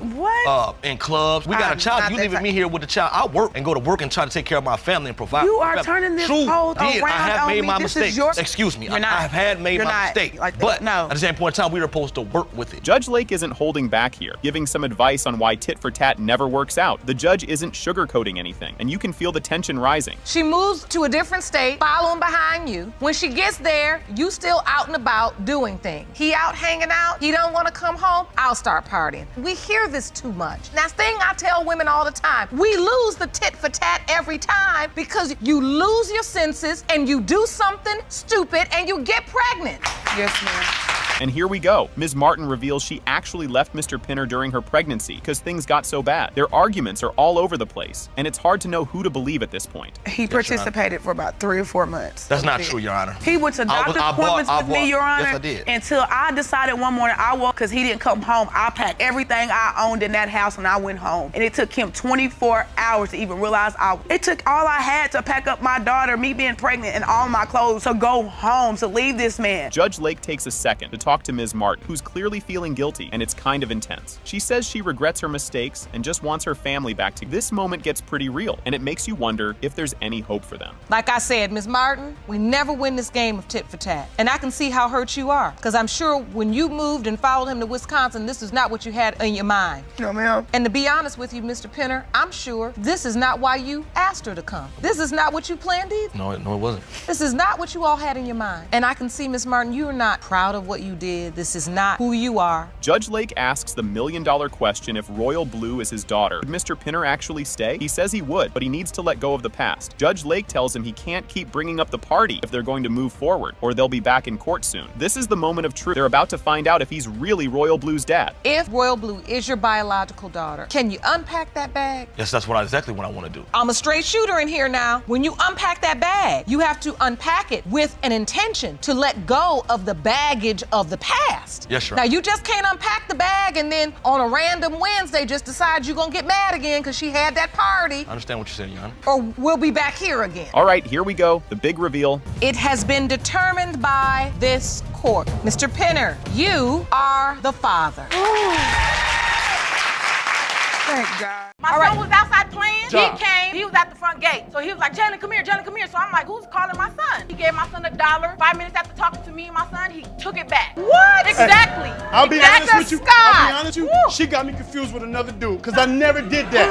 Oh my God. This is the only time. Miss Scott, did you use protection? No, it wasn't protected. You all were only seeing one another? Like, I was currently in a relationship when I met him originally.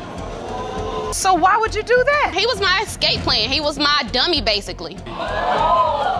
Things kick off with Ms. Scott McCrae suing her daughter for $3,900 in loans she says haven't been paid back. Wait, Ms. Scott has her own wild claims, saying her mom is jealous and wants her man. Miss Scott McCrae, you claim that you've been supporting your daughter, Miss Scott, and her 7 children long enough. Yes. You say that your daughter's husband is a deadbeat, and you wish she'd leave this man and get off the system. Miss Scott McCrae, you are suing your daughter for $3,900 unpaid loan. Ms. Scott McCrae comes in swinging, calling her daughter's husband a deadbeat who can't hold a job. Ms. Scott isn't having it though, snapping back that her man has a job and that her mom just wishes she had a man like him. Let's just say the room gets loud and awkward real fast. I don't want to break up my daughter and her husband, but my daughter needs a wake-up call. She's very intelligent. He's a deadbeat. He's not a good provider. He hinders his family more so, I think, than he can help. Can't keep a job for more than a week or 2. He has a job. When did he get it? Last week? It doesn't matter And how long is he got gonna it. keep He's working. it? 2 weeks? How long is he gonna keep it? Just let it be known, Mom. And now we're fighting about cereal. Yep, cereal. The mom says her son-in-law ate all the cereal and drank all the milk, leaving nothing for the kids. The husband denies it. But at this point, you're wondering how breakfast turned into a courtroom brawl. One night, particularly, he went into the kitchen 3 or 4 times, and the whole night he was eating cereal. He was eating cereal. And that's just what a bed that was what a bed they would do. Okay, but did that take cereal out of my children's No, it didn't take the cereal. They couldn't eat the cereal. Why are you on So he drunk up all the milk. You're saying can somebody be on little things like she had to ask me. Things turn serious when they start talking about money. Ms. Scott says her mom once gave her a bounce check that caused major problems, but the mom denies it. It's a classic she said moment with both sides yelling over each other. But let you tell that you paid our rent 5 and 6 months, Mom. That's when I was staying with you when you were over on But when Tucker have you CG, ever and as paid soon our as I rent for moved 5 out, or 6 y'all months, got Mom? me dick because you couldn't because you continue to gave pay me a the rent. bounce check. No, I didn't give you. I canceled $400 of it. Mike had an $800 check, but I had to take 4 of it to move out of your house because I I got tired of living in the situation. Back, though. Ms. Scott is still upset about that check and claims it made her family lose their home. Her mom argues that she doesn't owe them anything and was just trying to help. The back and forth here is so wild, even Judge Lake can't keep a straight face. She came to live with us from Asheville. She was in treatment. She left treatment. She cleaned. She came and lived with us. For the first year, we did not ask her for no money. Every week she got her unemployment, she used her money on her. If I did go to her for dollars here and there, okay, you living with us. She didn't have to buy no food. She did not have to do none of that. Now, at the end of the year, we got in the bind. Just when you think it couldn't get crazier, Ms. Scott accuses her mom of doing grown-up stuff in the living room while living in their house. And yes, the kids almost saw it. The mom denies it, but by now, it's clear this family needs way more than a courtroom. They need a therapist. Now, she's acting like a little high school girl while she was living with us, sleeping with him in the house. Like one morning, we getting the kids ready for daycare. Toy wouldn't have walked in the living room. Kids would have seen her full moon. Doing what having sex? with the children. Having sex? You're right. Ms. Scott drops another bomb, claiming her mom kissed her husband on the cheek, and not just a little peck. She says it was a slobbery, gross kiss. The mom says it's a lie. The damage is already done. The drama here is messier than a soap opera. What about the day when we was in the home having a couple of drinks, Your Honor? She's about to leave. I walk her out to her car. Something just told me to, just look back out the door. She done got out her car, walked up to our car where Toy was sitting, and kissed him on his cheek. A slobbery kiss. If he would have turned his face, that would have been tongue kissing. The husband, Mr. Young, finally gets his turn. He says the mom has made weird comments about how helpful he is, and even wanted him to help her set up a tent. Yes, a tent. He also thinks she has a crush on him, and adds that she's got some mental problems. The courtroom is now officially on fire. She always touching me on my chest. What chest? She always saying, you do more than I can my son or the man I'm sleeping with to do, to have me come and do things. God. She even came out the blue one day to even come and get me by myself to come and pick up a tent for her. Man, she's sleeping with in the same house. The lie detector test results are in, and here's what we find out. The mom didn't make any moves on her son-in-law and doesn't want to. Everyone's relieved, kind of, but it's still super awkward. The judge is like, can we all agree to stop being weird now? Ms. Scott McCrae, you were asked, have you ever made any sexual advances towards your son-in-law, Toy? You said no. No. And the lie detector determined that was true. Yes, it was. Whoa, this courtroom is a total soap opera. Ms. Dixon is here to prove Mr. Froyo is her dad, even though his name's on her birth certificate, and he's been denying her for years. Oh, and she's also battling cancer while sorting out her family drama. Talk about heavy. This is the case of Dixon v. Froyo. Ms. Dixon, today you come to our court after a very difficult journey, some grave health issues in your state. You say you believe that Mr. Froyo is your father, and he has denied you since you were a little girl, even though he signed your birth certificate. Yes, ma'am. Ms. Dixon spills the tea on her rough past. At her grandma's funeral, Mr. Froyo told her not to cry because she's not your grandmother. Ouch. Later, he even suggested another guy might be her dad. Between her health struggles and constant rejection, this is heartbreak central. I just want to know. I don't want him to feel sorry for me. He says he's not my dad, but he'll be there for me. I don't need a charity case, if he's not my daddy. But if he is, I'd like him to know, I've been through so much. My grandmother passed away, his mother, in '98, told me my tears weren't needed because it wasn't my grandmother. I was 10. He told me when I was about 15 that a man named Tom Ashley was my father. Then Ms. Dixon's mom jumps in with fire, accusing Mr. Froyo of inventing some random Tom Ashley to dodge responsibility. She claims he only denied Ms. Dixon because he wanted a son. Yikes! The courtroom is shook as Mr. Froyo claps back, and the drama is just getting started. He would not give me a phone number, an address. He wouldn't tell me where he was taking her, and I wasn't having that. And there is no Tom Ashley.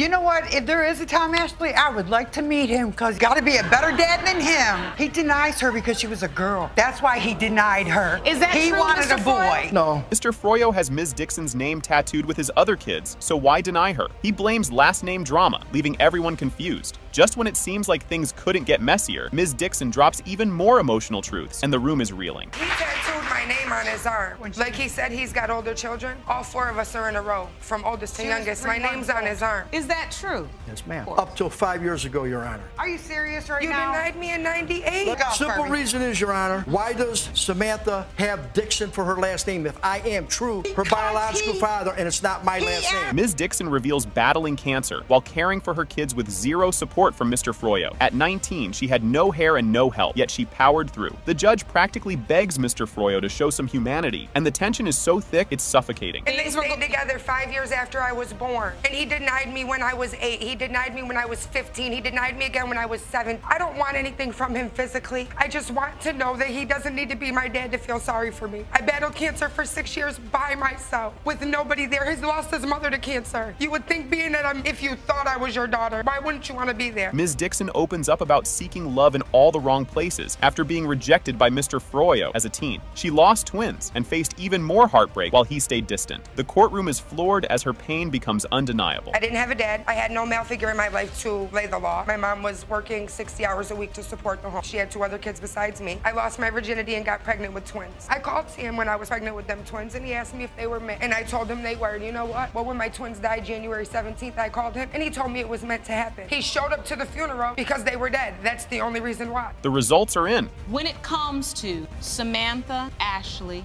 Mr. Froyo, you are her father.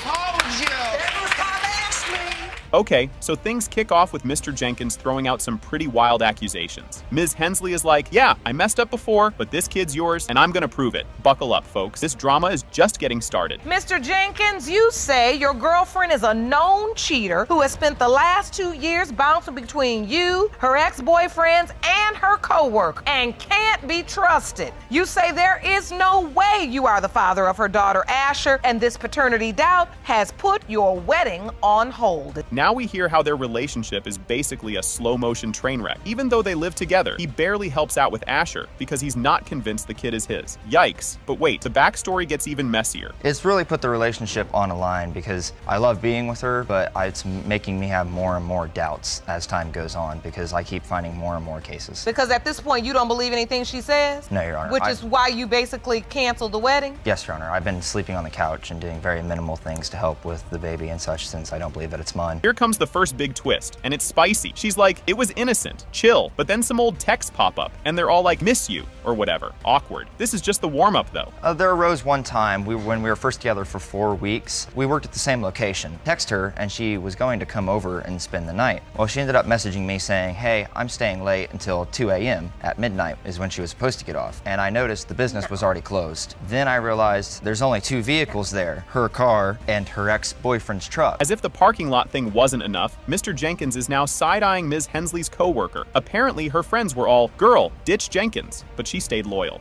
Sounds complicated, right? Just wait until we get to the baby drama. We were working at a factory at the time. She had a fellow co-worker that would always come over and like fake nudge her, joke with her, flirt with her, talk with her, and I never could trust him. Yet one night, I went through her phone again, and she was messaging her manager about the co-worker saying he's so cute, but yet he knows about David. All right, so even though he signed the birth certificate, Mr. Jenkins admits he's been keeping his distance from baby Asher. Like, seriously? How do you not cry at that? Jenkins is all stuck in his feelings, but things are about to take a sharp turn when the truth finally drops. And so what is your relationship like with Asher? I love her because I was there when she was born, somewhat helped to take care of her. Did you sign the birth certificate? Yes, Your Honor. Even though you had doubt? I was in a state of mind where I was very shocked, as is what I had just seen, because I had never seen a child being born before. Why are you signing birth certificates if you have doubt? I was completely frazzled at the time. I didn't know what was going on. And boom, the moment we've all been waiting for, the DNA results. Guess what? It has been determined by this court. Mr. Jenkins, you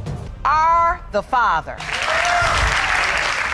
Okay, this whole thing kicks off with Mr. Moore saying he's Allie Luna's dad, but claims Ms. Scott won't let him in her life. But wait, you're not gonna believe what Ms. Scott drops on us next. You came to court today to prove you are the biological father of 4-year-old Aliana. You and your current girlfriend claim the defendant has played on your emotions for 4 years. You are desperate to put the defendant's doubt to rest so you can finally be in your daughter's life. Ms. Scott straight up calls Mr. Moore her escape plan. Oh, but the wild stuff about her other boyfriend is just around the corner. We met on a dating site. He was kind of like an escape plan for something that I was going through. So I wanted to, yeah. Escape plan? I wanted to get away from that, so, you know, I kind of led him on. I wasn't trying to pursue nothing, family or anything with this man. We met together. He asked me to move in with him. We maybe stayed together maybe a month, and I left. Things just keep getting crazier. Ms. Scott admits she was in a whole other relationship while living with Mr. Moore. Just wait until they start breaking down when this baby was actually made. Ms. Scott, did you use protection? No, it wasn't protected. You all were only seeing one another? Like, I was currently in a relationship when I met him originally. So why would you do that? He was my escape plan. He was my dummy, basically. Oh, here's where it gets real. Mrs. Scott says she found out she was pregnant at a clinic in September 2013. Buckle up, because the timeline of who did what and when is about to get a whole lot messier. I found out I was pregnant September 2013. I was going to the clinic for, my yearly monthly women's exam. They came in and said, Miss Scott, you're pregnant. So I told my daughter's father that we were gonna have a baby. I never missed the more that we were gonna have a baby together. I never told him that. Your Honor, she called me and told me she was pregnant. She did? Yes, Never. Get ready to have your brain scrambled. Judge Lake pulls out a conception calculator and figures out the baby was likely conceived between July 28 and August 3. But hold on, the DNA test is creeping up, and it's gonna be good. So when was Aliana born? April 25th. April 25th. If I hit calculate, the window of conception is July 28th to August 3rd. And you claim you were in a relationship with Mr. Moore in July. We had sex, Your Honor, in July and August.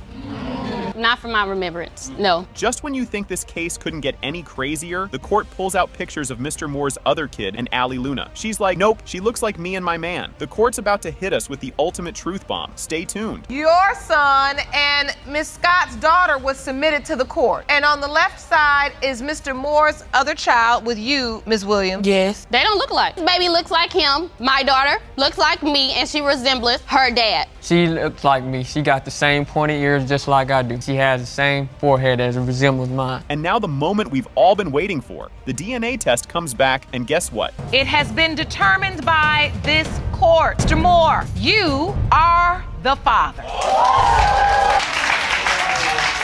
Buckle up, because this case is already wild before it even starts. In Kidd vs. Rawlings, Mr. Kidd claims Ms. Rawlings convinced him he was her baby's father, then swapped him out for someone better. Meanwhile, Ms. Rawlings insists Mr. Kidd couldn't be the dad, since he told her he couldn't have kids. Things are about to get even messier. You say Ms. Rawlings is a manipulative user who convinced you that you were the father of her son, Nathaniel, then changed her mind when someone better came along. You and your mother say Ms. Rawlings' mind games have wreaked emotional havoc on your family, and you are 100% positive are her son's father. The testimonies begin, and it's a chaotic he said, she said showdown. Mr. Kidd says Ms. Rawlings told him he was the father, even writing him letters while he was away. Ms. Rawlings counters that she had other partners at the time. This story is just getting started. When this first started off, she came to me and told me that he was mine. She was sending me letters when I was gone. And so you were away when she found out she was pregnant? I went away a month after she found out she was pregnant. Did you tell him it was his child, Ms. Rawlings? No, Your Honor. Ms. Rawlings admits she was juggling 2 relationships during conception, claiming she didn't know who the father was. She also says Mr. Kidd claimed he was infertile. The drama keeps building, and we're only scratching the surface. We were in a serious relationship. I was actually at some point, once I left from being around Mr. Kidd, that I was actually staying with him. So how often were you with Mr. Kidd, and how often were you with the other guy? Pretty much going back and forth, because I was staying with him. I was leaving from being with Mr. Kidd to going with him and coming back to Mr. Kidd. Here comes the science part, and it just makes things more confusing. Mr. Kidd's mom explains a rare blood condition that could complicate pregnancy, but not make it impossible. Despite this, Ms. Rawlings stands firm. Mr. Kidd isn't the father, and confusion reigns. It's not a rare blood disease. I am AORH negative, and he is ARH negative. During the pregnancy, it could prevent her from having future children, or that child could pass away. So, Mr. Kidd, did you ever tell Ms. Rawlings you didn't believe you could have children? Yes, ma'am. I informed her of the situation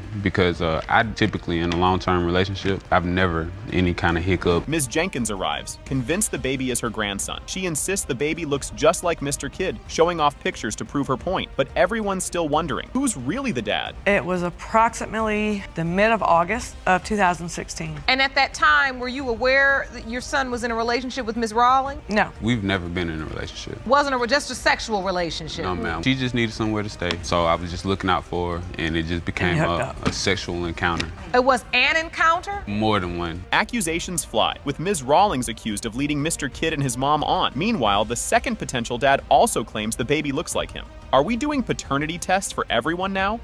Me being me as a mother, and I wasn't able to grow up with my father.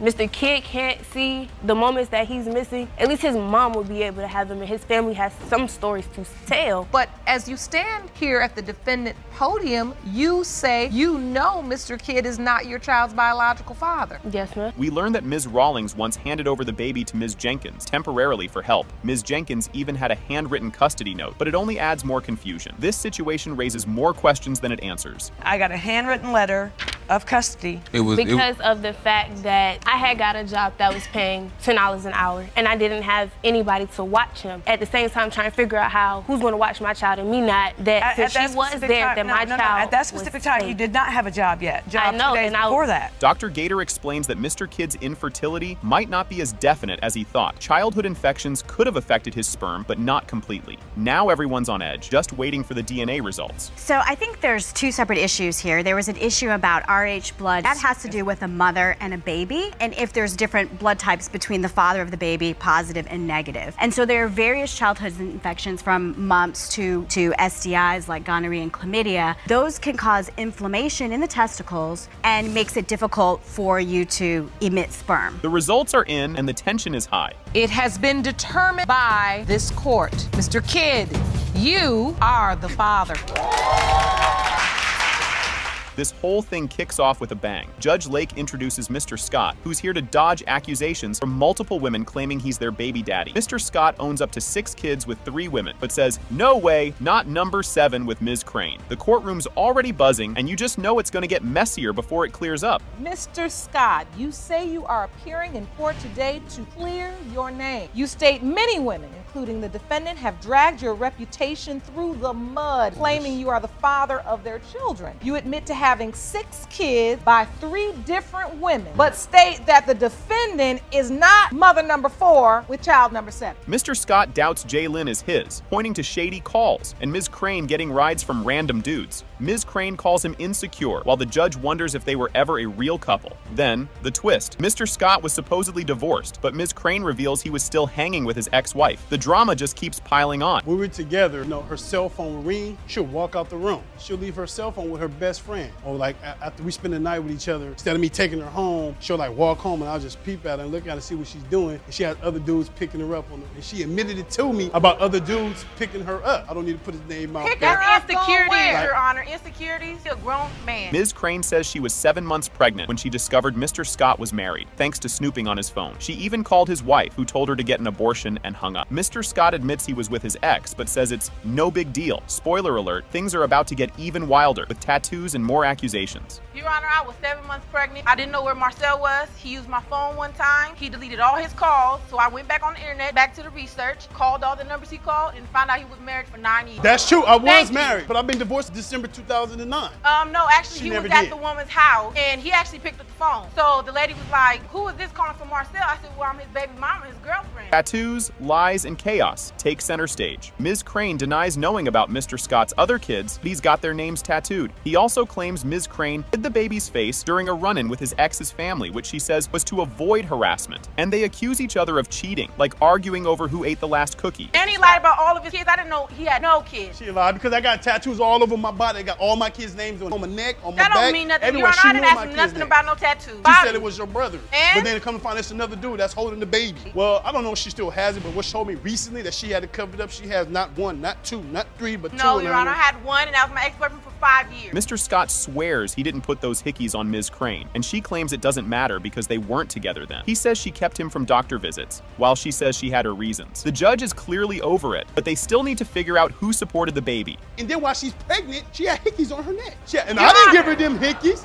You know what I mean? And when she was pregnant, she didn't even tell me she was pregnant. I said, well, let me take you to Kaiser Permanente Hospital. She told me to go to the Kaiser Permanente in Lancaster, and she's at the Kaiser Permanente in Palmdale. Take care of all my kids. And so you're trying to take her to the medical appointment. Yeah, she wouldn't let me take her. And she's telling you she's at one branch, you at the other branch. They argue about who did what for baby Jaylynn. Ms. Crane says Mr. Scott is a part-time dad, showing up once a year. Mr. Scott blames her for keeping him away. The judge steps in like a referee, and just then, a surprise witness enters. With more baby drama, I got home from work. My son was outside playing. He came. He was at the front gate. So he was like, Jalen, come here. Jalen, come here. So I'm like, who's calling my son? He gave my son $1. 5 minutes after talking to me and my son, he took it back. What? Exactly. I'll be honest with you. Scott. I'll be honest with you. She got me confused with another dude because I never did that. This is the only time. Miss Kalon arrives, claiming Mr. Scott is the father of her baby too. Things get so heated that the judge slams her gavel to keep order. Ms. Crane and Miss Kalon tag team against Mr. Scott, who's left trying to defend himself. Tension is about to explode. The DNA results are in.